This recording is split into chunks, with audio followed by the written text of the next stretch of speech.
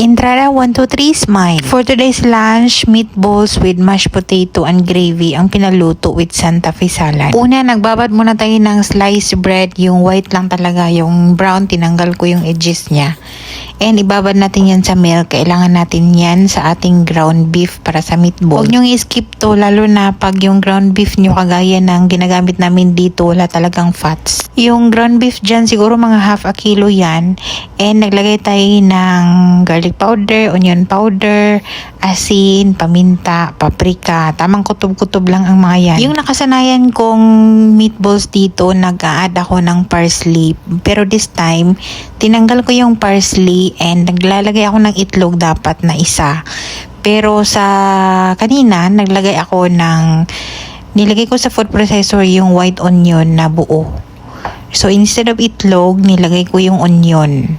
And mas mabango siya. So, ano na to? Swedish meatballs. I-mix all together lang natin yan and set aside muna bago natin lutuin. At least mga 30 minutes. Next naman, dito tayo sa ating chicken. Mga 2 chicken breast lang yung gamit natin. Hiniwa ko lang yan ng pa-strips para naman to sa Santa Fe salad. O diba, yung Santa Fe salad natin, ang tagal lang hindi pinagawa ni Amo to. Kaya na lang bumalik. Naalala nila to. And kailangan natin din yan ibabad sa ating teriyaki sauce with paminta. Yun lang naman yan. Ibabad natin yan muna bago din natin lutuin. So yung meatballs, ibabad muna natin at ito din. Ito yung inuna ko para at least gagawa tayo ng ibang mga kakailanganing mga sangkap. Nakababad na to. Next naman ay maglaga tayo ng potatoes. So mga potato dyan, mga 10 ata. Depende na yan sa inyo. Ilaga muna natin yun para naman yun sa ating mashed potato.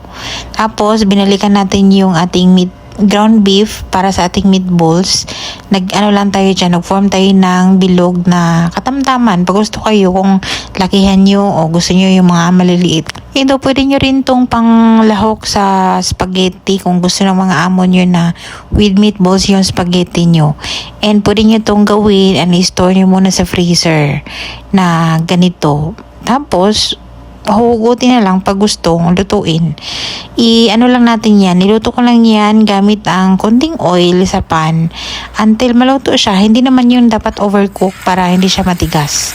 And sa kabilang kawali, sa kabilang burner, niluto na natin yung chicken until mag-caramelize.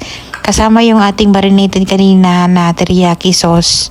And set aside muna natin, palamigin muna natin, itap natin yun sa ating Santa Fe salad. Balik tayo sa ating ground beef, kinontinue ko lang until maubos yung ating meatballs na ginawa. Pwede nyo itong ilagay sa oven or air fryer. After naluto ang meatballs, set aside muna, dito tayo sa gravy. Gumamit ako ng half stick na butter at 2 until 3 kutsarang all-purpose flour. And then, lutuin lang muna natin yung flour and butter para hindi maglasang flour yung ating gravy. Nagana ko ng isang broth cubes chicken. Tapos, lutuin lang natin yan until matunaw. Nagana ko ng milk dyan. Depende sa inyo kung milk lahat yung ilalagay nyo or kalahating milk or water. Pag gusto kayo. Sa akin naman, hindi masyadong mix lang ng water at milk. Tapos, unti-untiin lang natin. Mas maganda pag malamig yung water na ilalagay natin para mas madali siyang matunaw. And naglagay tayo ng oyster sauce and soy sauce, tamang kutob-kutob, garlic powder, and naglagay tayo ng paminta. Until ganito na yung kanyang itsura, ganito na yung color niya, and adjust na lang yung kanyang lasa. Hindi masyadong thick, hindi din masyadong malabnaw. Magtithick pa yan pagka lumalamig. Pwede nyo rin gamitin yung cream of mushroom powdered mix. Yung gravy na with mushroom. Tapos mag-add na lang kayo ng fresh mushroom. Mas masarap din yun. Dito naman tayo sa nilagay nating patatas. Tinanggal natin yung tubig. And then naglagay tayo ng butter. Yung butter dyan, unti-unti lang. Depende sa kadami ng inyong potato. Yung nagamit ko dyan, half stick. Pwede kayong mag-add ng maraming butter. Mas maraming butter, mas masarap. And then, habang mainit pa, mas maganda na i-mash nyo na para madali siyang madurog. Pwede kayong gumamit ng food processor din para mas talaga siya, madali. And then, unti-unti akong naglagay ng cooking cream. Pwede kayong gumamit ng milk or evap pag gusto kayo. Pero para sa akin, recommended talaga ang cooking cream para mas creamy. And then, yung asin dyan, tamang kutob-kutob na lang din. Pwede kayong mag-add ng cooking cream, depende yan sa consistency na gusto nyo. Favorite ko din tong mashed potato, kaya natutuwa ako pag ganito yung pagkain. So, yung consistency kanina, mas nakulangan ako sa cooking cream, kaya nag-add tayo. Until creamy na siya. Nagsiserve din ako ng white rice in case na mas gusto nila yung white rice or kakain sila ng konting potato with white rice, with meatballs, pag gusto na sila.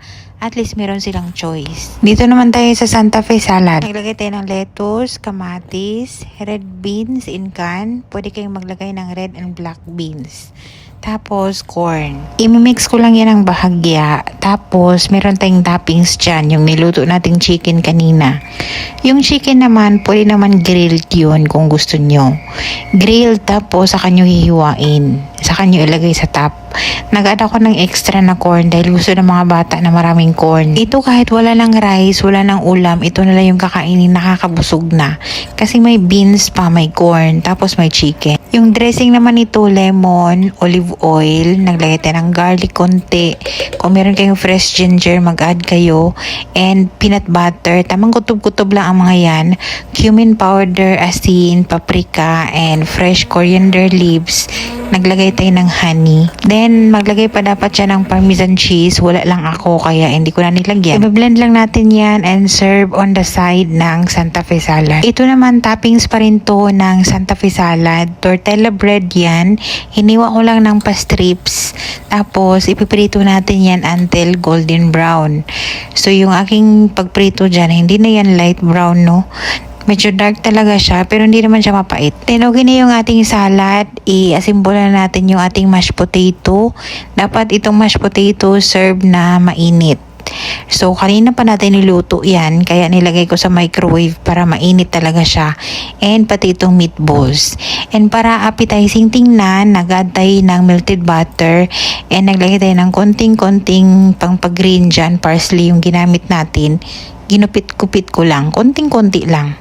And ito na yung itsura niya. Tapos, yung gravy naman, serve on the side. Dapat mainit din. Kung wala namang salad, pwede naman mag-boiled ng vegetables on the side. Para merong green. Meron pa rin fiber na makain. Like broccoli or mag-boil kayo ng anything na gulay. Salad. Ano nga salad?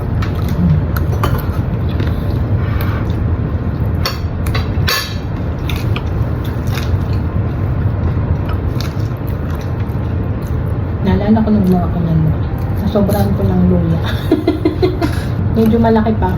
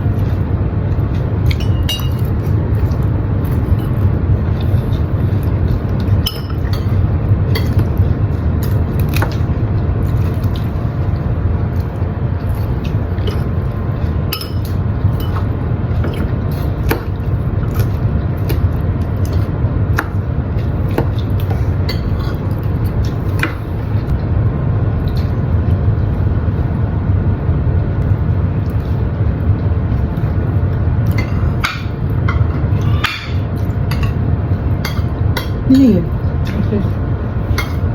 Magkaboses na kasi sila ng pusa eh. Kasi sabi niya,